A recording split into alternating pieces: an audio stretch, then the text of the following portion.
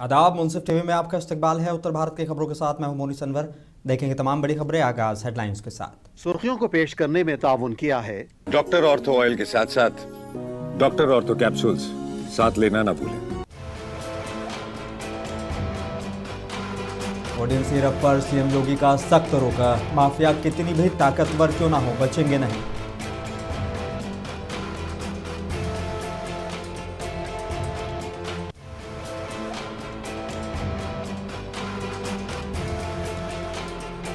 Codeine और SIR पर उत्तर प्रदेश विधानसभा में सपा का हंगामा। सरकार पर कार्रवाई नहीं करने का लगाया गंभीर आरोप।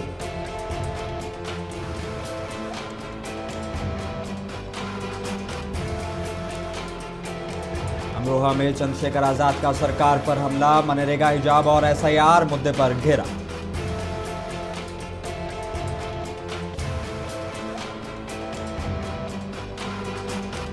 मनरेगा नाम हटाने के विरोध में उपवास सत्याग्रह। सांसद बोले, गरीबों के अधिकार पर किया जा रहा है हमला।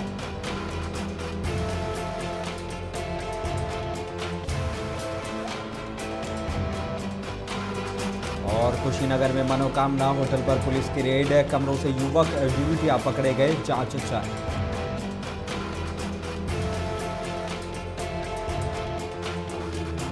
आगाज करेंगे कुछ अहम और बड़ी खबरों के साथ। उत्तर प्रदेश विधानसभा में कोडीन युक्त कफ सिरप के मुद्दे पर चर्चा के दौरान मुख्यमंत्री योगी आदित्यनाथ ने विपक्ष पर कड़ा प्रहार किया है। सीएम ने साफ कहा कि यूपी में कोडीन सिरप का उत्पादन नहीं होता है। जो मामले सामने आए वो बाहर से हुए इलीगल डाइवर्जन के हैं। उन्होंने कहा कि एसटीएफ, एनडीपीएस और एफएसडीए लगातार सख्त कार्रवाई कर रहे हैं और माफिया चाहे जितने भी ताकतवर क्यों ना हो, बख्शे नहीं जाएंगे। उन्होंने समाजवादी पार्टी पर तंज किया और बोले कि सरकार का एक्शन जारी रहेगा।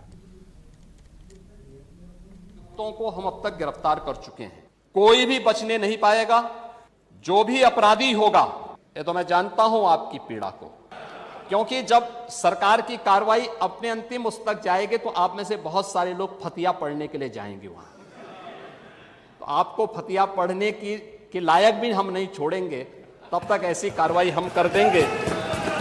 इसके लिए महोदय, हम लोगों ने एक एसआईटी गठित की है।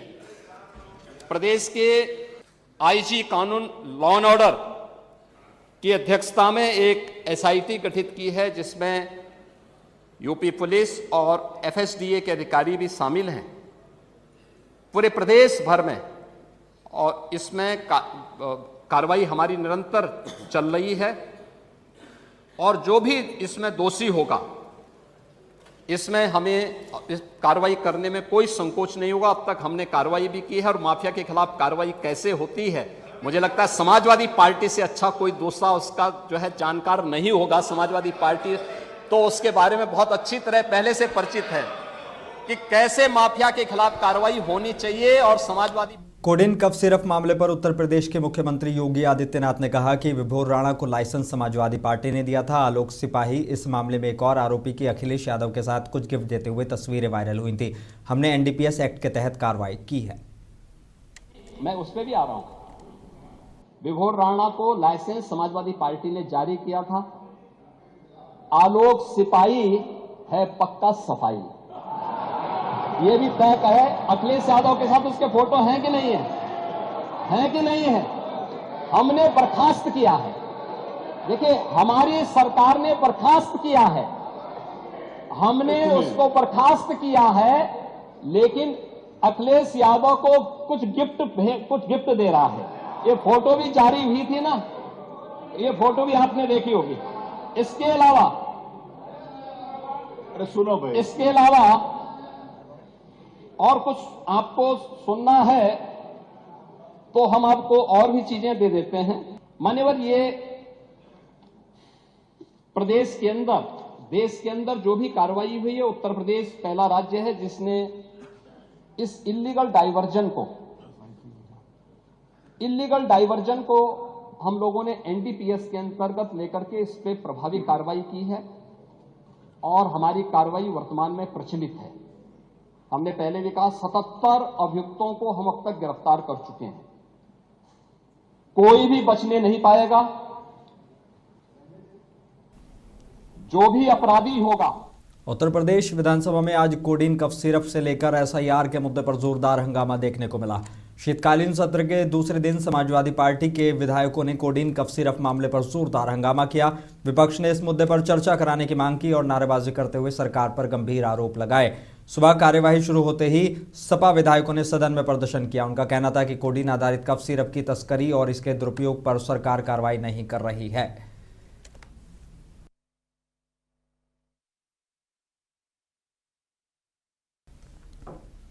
उत्तर प्रदेश सरकार में मंत्री स्वतंत्र देव सिंह ने कोडीन कफ सिरप मामले पर कहा कि मुख्यमंत्री ने साफ तौर पर कहा है कि इससे उत्तर प्रदेश का कुछ लेना देना नहीं है। किसी माफिया गुंडागर्दी करने वालों को बख्शा नहीं जाएगा। देखिए, उससे कोई लेना देना उत्तर प्रदेश का नहीं, साफ स्पष्ट माननीय मुख्यमंत्री जी ने बोला है। न किसी का उत्तर प्रदेश में किसी की मृत्यु हुई है इस सिरप से। ये पूर्ण विश्वास आपको दिलाता हूं कि योगी सरकार में जो भी दोषी होंगे इसमें कोई बचेगा नहीं और किसी प्रकार का गुंजाइश भी नहीं है। जो दोषी हैं आप देख ही रहे हैं, पिछले 17 से और अभी तक जो सरकार है योगी सरकार, किसी माफिया, किसी गुंडागर्दी, किसी को भी बख्शा नहीं जाएगा, क्योंकि ये 17 पहले की सरकार नहीं है। उत्तर प्रदेश के उप मुख्यमंत्री ब्रजेश पाठक ने अनुपूरक बजट पर कहा कि अनुपूरक बजट पेश हो गया है। उत्तर प्रदेश के सर्वांगीण विकास के लिए बहुत जरूरी था। मैं सभी को मुबारकबाद देता हूँ। विकास के लिए बहुत आवश्यक था।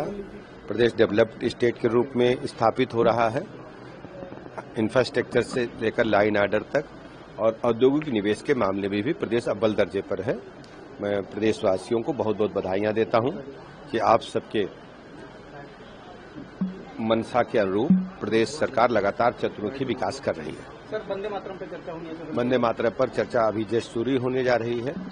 वंदे मातरम को गीत के बोल सुनकर के हर भारतवासी के मन में आजादी की तरंगे, अपने जो स्वतंत्रता संग्राम सेनानी थे उनके प्रति श्रद्धा का भाव आता है। उनकी स्मृतियों को हम नमन करते हैं वंदे मातरम गीत के माध्यम से। और लखनऊ में समाजवादी पार्टी के सीनियर लीडर शिवपाल सिंह यादव ने कहा कि मैंने कई बार इनका अनुपूरक बजट देख लिया है, बजट को खर्च कर नहीं पाते। जो अनुपूरक बजट आएगा सीधे सीधे इनका बंदरबाट होगा।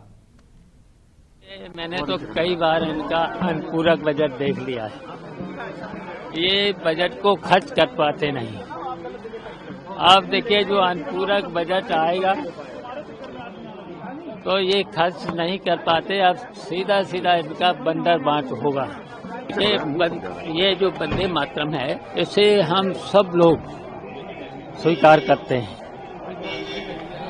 लेकिन ये जो इतने में लखनऊ में विधानसभा में समाजवादी पार्टी के विधायकों ने विधानसभा में कोडीन कफ सिरप मामले पर कार्रवाई की मांग करते हुए विरोध प्रदर्शन किया। समाजवादी पार्टी के विधायक जाहिद बेग ने कहा कि वंदे मातरम का कोई विरोध नहीं है। आज़ादी की लड़ाई में भाजपा के लोग बहुत साथ नहीं थे, ये दिखाना चाहते हैं कि हम ही सब हैं।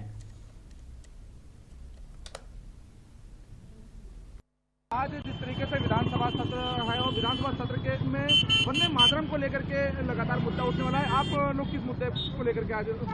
देखिए, भारतीय जनता पार्टी के पास कोई काम नहीं है, सिवाय ऐसा मुद्दा उठाना जो जनता के भी वंदे मातरम का कोई विरोध नहीं है। और ये भारतीय जनता पार्टी कभी आज़ादी लड़ाई में इनके लोग बहुत साथ नहीं थे, ये दिखाना चाहते हैं कि हम ही सिर्फ हैं। अमरोहा पहुंचे आज़ाद समाज पार्टी के राष्ट्रीय अध्यक्ष चंद्रशेखर आज़ाद ने कहा है कि सिर्फ नाम बदलने से हालात नहीं बदलते हैं। मनरेगा पर बोलते हुए उन्होंने सरकार की फंडिंग पर सवाल उठाए और कहा कि मजदूरों के हक छीने जा रहे हैं। हिजाब प्रकरण पर भी उन्होंने अपना जवाब दिया। उन्होंने कहा कि ये अपमानजनक है, मुख्यमंत्री को इससे माफ़ी मांगनी चाहिए। वहीं एसआईआर और हाईकोर्ट बेंच के मुद्दे पर भी उन्होंने सरकार को घेरा है। देखिए, मैं स्पष्ट कर रहा हूँ, वो किसी पार्टी जुड़े, विपक्षी पार्टी और सत्ता पक्ष की, उनकी जांच होनी चाहिए। सीबीआई के द्वारा जांच हो, सुप्रीम कोर्ट की निगरानी में जांच हो, जिससे दूध का दूध पानी का पानी हो और सख्त कार्रवाई हो। किसी को भी पैसे के भ्रष्टाचार के चक्कर में गरीबों की जान लेने की छूट नहीं दी जा सकती। इधर एक सेकंड सुनिए, वकील लोग आंदोलन कर रहे हैं, मैं खुद एक अधिवक्ता हूँ। मैंने कानून मंत्री जी से मांग की, ज्ञापन सौंपा कि एडवोकेट प्रोटेक्शन एक्ट लागू करो, और पश्चिम में हाईकोर्ट बेंच बने। मैंने इसके लिए पार्लियामेंट में आवाज उठाई, केंद्रीय कानून मंत्री से भी मिलकर मांग की सरकार। और अमरोहा में कांग्रेस कार्यकर्ताओं ने मनरेगा योजना का नाम बदलने के विरोध में जोरदार प्रदर्शन किया है। कांग्रेस नेताओं ने भाजपा और आरएसएस पर गांधी के विचारों को खत्म करने का आरोप लगाया। जिलाध्यक्ष ओमकार सिंह कटारिया ने कहा कि मनरेगा महात्मा गांधी के सत्य, अहिंसा और सामाजिक न्याय के मूल्यों से जुड़ा है। नाम बदलना गरीबों के अधिकार और संविधान की आत्मा पर सीधा हमला है। आज हम आजादी के महान नायक राष्ट्रपिता महात्मा गांधी जी के श्री चरणों में बैठे हैं।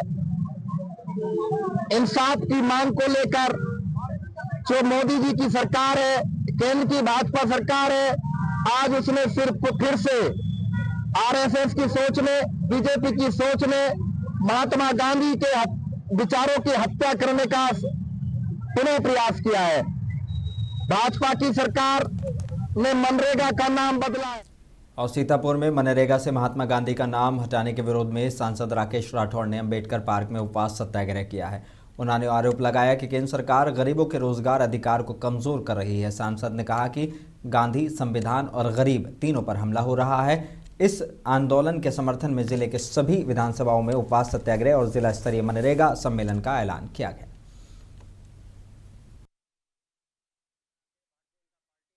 घटिया कृत्य किया है। महात्मा गांधी इस देश के लोगों के रगों में हैं, उनकी सांसों में हैं, उनके विचार आज भी हम लोगों के बीच जिंदा है। और जिस तरीके से भारतीय जनता पार्टी के लोग महापुरुषों को अपमानित करते हैं, अभी पूर्व में इनके गृह मंत्री द्वारा डॉक्टर अंबेडकर के खिलाफ बहुत अशोभनीय टिप्पणी की गई थी। अब इन्होंने मनरेगा से महात्मा गांधी के नाम को हटाया है। नेहरू जी को तो ये आए दिन ये लोग अपमानित करते रहते हैं, उनके खिलाफ अनर्गल कहते रहते हैं। कांग्रेस पार्टी पूरे देश के अंदर आज विरोध प्रदर्शन कर रही है और हम लोग पुरजोर मांग कर रहे हैं कि मुरादाबाद में महानगर कांग्रेस कमेटी ने मनरेगा के कथित समापन और रोजगार संकट के विरोध में कलेक्ट्रेट पर जोरदार प्रदर्शन किया है। महानगर अध्यक्ष जुनैद इकराम के नेतृत्व में कार्यकर्ताओं ने नारेबाजी करते हुए डीएम के जरिए राष्ट्रपति को ज्ञापन भेजा। कांग्रेस ने ठोस रोजगार नीति, मनरेगा में पारदर्शिता, समय पर भुगतान और युवाओं के लिए प्लेसमेंट फर्स्ट मॉडल लागू करने की मांग की। प्रदर्शन के दौरान रोजगार दो, न्याय दो के नारे गूंजे। देखिए, मनरेगा जो कानून ख़त्म किया गया है, जिसमें ग्रामीणों को 100 दिन काम का वादा सरकार के द्वारा है और काम दिया जाता है, आज उस मनरेगा को ख़त्म कर दिया गया। गांधी जी के नाम को ख़त्म कर दिया जा रहा है। हम ये पूछना चाहते हैं कि गांधी जी से भारतीय जनता पार्टी की ऐसी क्या दुश्मनी है जो गांधी जी का नाम भारतीय जनता पार्टी क्यों हिंदुस्तान से ख़त्म करना चाहती है? सिर्फ इस वजह से गांधी जी ने देश को आज़ाद कराने के लिए अपनी हस्ती फना कर दी। भारतीय जनता पार्टी की बहुत घटिया सोच है। गांधी जी राष्ट्रपिता हैं, गांधी जी का सम्मान सभी लोगों के मन में है। हमारी ये मांग। मुरादाबाद में जिला कलेक्ट्रेट पर आज हिंदू समाज पार्टी के कार्यकर्ताओं ने बांग्लादेश के खिलाफ जोरदार प्रदर्शन किया है। कार्यकर्ताओं ने बांग्लादेश मुर्दाबाद के नारे लगाए और वहां हिंदुओं पर हो रहे कथित हिंसा का विरोध किया है। पार्टी नेता प्रियांशु जोशी ने कहा कि भारत को बांग्लादेश और पाकिस्तान से क्रिकेट मैच नहीं खेलने चाहिए। देखिए, बांग्लादेश में लगातार हिंदू परिवारों के साथ उत्पीड़न हो रहा है। हिंदुओं को पहले मारा जा रहा है, उसके बाद लाठी डंडे के बाद, मारने के बाद उनको जिंदा जलाया जा रहा है। उसके बाद ये आप देखिए कितनी ताकत बढ़ाई जा रही है कि वो वीडियो वायरल की जा रही है। तो ये तो तमाचा साफ मारा जा रहा है। अगर हिंदुओं का हनन होगा तो अब हिंदू समाज पार्टी चुप नहीं बैठेगी। बांग्लादेश को बांग्लादेश की भाषा में ही समझाया जाएगा। अगर हमें माननीय प्रधानमंत्री जी अनुमति दे दें कि हाँ, हिंदू समाज पार्टी को हम पूरी अनुमति देते हैं कि बांग्लादेश चले जाए, तो हमारा प्रत्येक कार्यकर्ता जाने को तैयार है। बांग्लादेश का नामो निशान मिटा देंगे नक्शे से, यह हमारा वादा है। और एक खुली कुशीनगर के कस्या थाना इलाके में पुलिस ने बड़ी कार्रवाई करते हुए एक होटल पर छापेमारी की है। होटल के कमरों से आपत्तिजनक हालत में कई युवक और युवतियां पकड़े गए हैं। पुलिस ने होटल रजिस्टर, सीसीटीवी, डीवीआर और आपत्तिजनक सामान जब्त किया है। प्राथमिक जांच में देह व्यापार की आशंका जताई जा रही है। आगे की कानूनी कार्रवाई जारी है।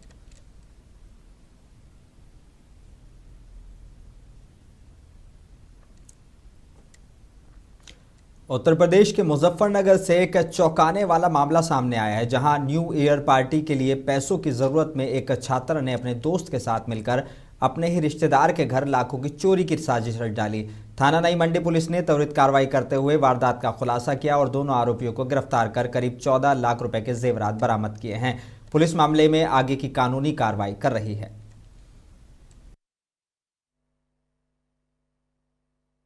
लगभग 16 लाख और 16 लाख में लगभग 12 लाख का हमारा 12 से ऊपर ही 13 लाख का मतलब बरामद हो चुका है। और बाकी जो उन्होंने उसको कमिश्नरेट कर लिया था कहीं, उससे आईफोन एक ले लिया था, साथ ही साथ एक घड़ी ले ली थी जो कि एप्पल की घड़ी होती है और एप्पल का ही आईफोन था, उसी सोने के बेचने के बदले में ले लिया था। जो है ये दानिश जो कि जानसड़ मुजफ्फरनगर रहने वाला है और मान्या लगभग 20 साल के और 21 साल के, दोनों देहरादून में पढ़ते हैं साथ में, उन्हीं से फ्रेंडशिप हुई और मोबाइल के माध्यम से ऑनलाइन बात।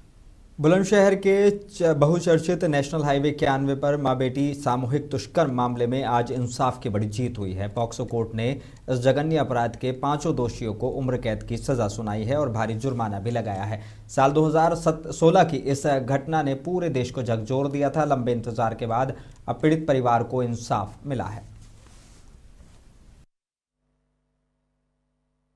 पांचों के पांचों आरोपियों को आजीवन कारावास की सजा सुनाई गई है और प्रत्येक अपराधी पर माननीय न्यायालय के द्वारा 1,81,000 रुपए प्रत्येक पर अर्थदंड आरोपित किया गया है, जिसमें से आधा जो अर्थदंड है वो माता को और पीड़िता को मिलेगा। 25 गवाह अभियोजन के द्वारा माननीय न्यायालय के समक्ष पेश किए गए थे। 169 जो प्रपत्र थे अभियोजन के वो साबित किए गए थे और जो DNA मिला है वो उससे मुकदमे को बहुत बल मिला था। कोर्ट माननीय न्यायालय ने all the credits go to the honourable court of the ओबी। संभल के चंदौसी में कड़ाके की ठंड के बीच जिला प्रशासन जरूरतमंदों के लिए एक्टिव नजर आ रहा है। स्टेशन रोड स्थित रैन बसेरे की रियलिटी चेक किया गया, जहां ठहरने, रजाई बिस्तर, साफ सफाई और सुरक्षा की व्यवस्था संतोषजनक पाई गई है। अलाव के साथ खाने की सुविधा भी मौजूद रही। प्रशासन का कहना है कि सर्दी में रैन बसेरों की लगातार मॉनिटरिंग की जा रही है ताकि कोई भी ठंड से परेशान ना हो। नंदकिशोर जी, आप ड्यूटी कहाँ पर कर रहे हैं इस समय?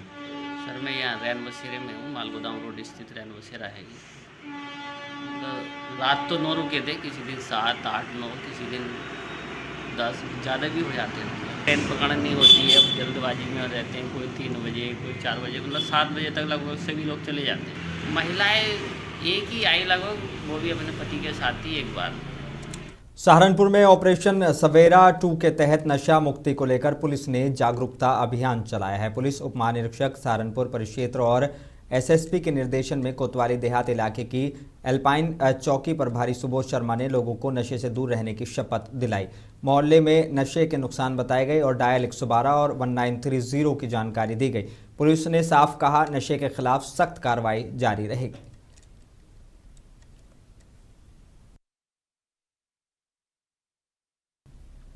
आजमगढ़ के मुबारकपुर में उदय भानपुर स्थित सेंट्रल पब्लिक स्कूल का 14वां स्थापना दिवस धूमधाम से मनाया गया। समारोह को शुभारंभ DIG सुनील कुमार सिंह ने दीप प्रज्वलन कर किया है। छात्र छात्राओं ने सरस्वती वंदना और रंगारंग सांस्कृतिक प्रस्तुतियों से कार्यक्रम को यादगार बनाया, जिसमें अभिभावकों और जनप्रतिनिधियों की भी भागीदारी रही।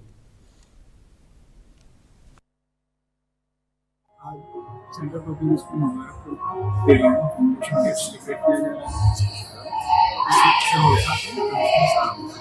Shri Vivek ji IAS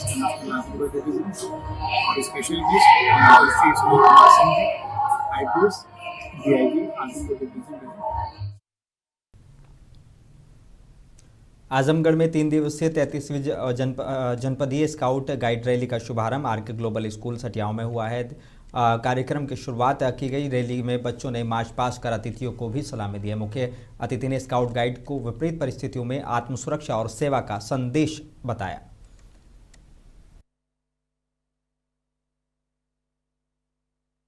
scout guide rally 2025-26 का आज RK global school CBSE pattern वाले में आज उद्घाटन किया गया। इसका मुख्य उद्देश्य क्या है सर? आज का जो उद्घाटन किया गया है, इन बच्चों में किस तरीके से स्काउट गाइड ये भारतवर्ष की बड़ी उच्च संस्था है। इसमें बच्चों को सिखाया जाता है जो आपके साधन न भी रहें तो आप कैसे अपने जीवन को निर्वाह कर सकते हैं, कैसे आप बता सकते हैं। और बड़े बड़े महापुरुषों के बारे में बताया जाता है। पूरे मुल्क में राष्ट्रीय स्वयंसेवक संघ अपना शताब्दी वर्ष मना रहा है। इसी कड़ी में जिले के जिला सितारनगर की तहसील डुमरियागंज में एक भव्य हिंदू सम्मेलन के होने की तैयारियां जोरों से चल रही हैं। सम्मेलन समिति के अध्यक्ष सोनू सिंह और भाजपा नेता सच्चिदानंद पांडे तैयारियों की समीक्षा करते देखे गए। राष्ट्रीय स्वयंसेवक संघ अपने 100 वर्ष पूरे कर रहा है। 101वें वर्ष में हम सब प्रवेश कर गए हैं। संघ अपनी शताब्दी वर्ष मना रहा है, जिसके अंदर 7 कार्यक्रम पूरे वर्ष भर चलने हैं। 2 चरण पूरा हो चुका। पहला था पथ संचलन का कार्यक्रम और दूसरा व्यापक गृह संपर्क अभियान, जो कि संपन्न हो गया। तीसरे चरण में हम सब 14 दिसंबर से 11 जनवरी तक सभी मंडल बस्तियों में हिंदू सम्मेलन का कार्यक्रम आयोजित कर रहे हैं। तीसरे चरण की श्रृंखला में इस डुमरियागंज कन्या इंटर कॉलेज के मैदान में कल एक बड़ा कार्यक्रम होना है, जिसमें अपने पूर्वी उत्तर प्रदेश क्षेत्र के क्षेत्र प्रचारक अनिल जी का आगमन हो रहा है। उसी दृष्टिकोण से हम सब इस कार्यक्रम की तैयारी में लगे हैं और अपने अगल बगल सबको सूचना दी जा रही है। सभी कार्यकर्ता पूरी तन्मयता से लगे हैं। अंबेडकर नगर पुलिस को बड़ी कामयाबी मिली है। कोतवाली अकबरपुर स्वाट और सर्विलांस टीम ने 3 साल से फरार 50,000 के इनामी आरोपी रवि सोनी को गिरफ्तार कर लिया है।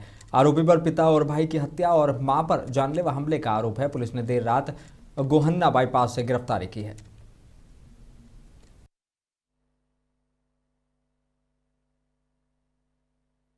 दिनांक 21/12/2025 को जनपद अंबेडकर नगर का थाना अकबरपुर कोतवाली का पुलिस टीम एवं एसओजी स्क्वाड टीम द्वारा संयुक्त ऑपरेशन में जनपद का 50,000 रुपए रिवार्डी क्रिमिनल रवि सोनी को गिरफ्तार किया गया था।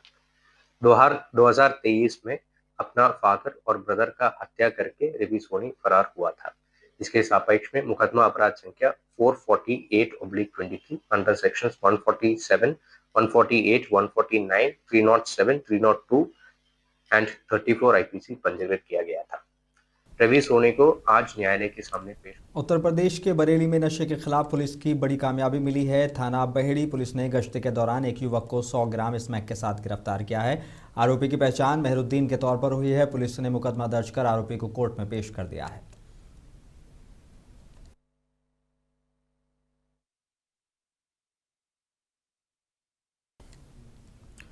लखीमपुर खीरी के निगासन में नकली सोने की ईंट दिखाकर ठगी का मामला सामने आया है। पुलिस ने फौरन एक्शन लेते हुए 2 आरोपियों को गिरफ्तार किया है।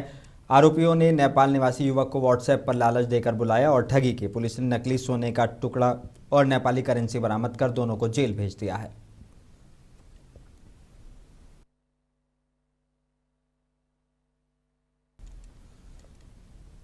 और जालौन में लोन दिलाने के नाम पर ठगी करने वाला शातिर ठग पुलिस के हत्थे चढ़ गया। आरोपी नानूराम खुद को बैंक अधिकारी बताकर लोगों को झांसे में लेता था। कैलिया थाना पुलिस ने उसे ठगी की रकम, मोबाइल, लैपटॉप पर फर्जी बैंक दस्तावेजों के साथ खेरी मोड़ से गिरफ्तार किया है।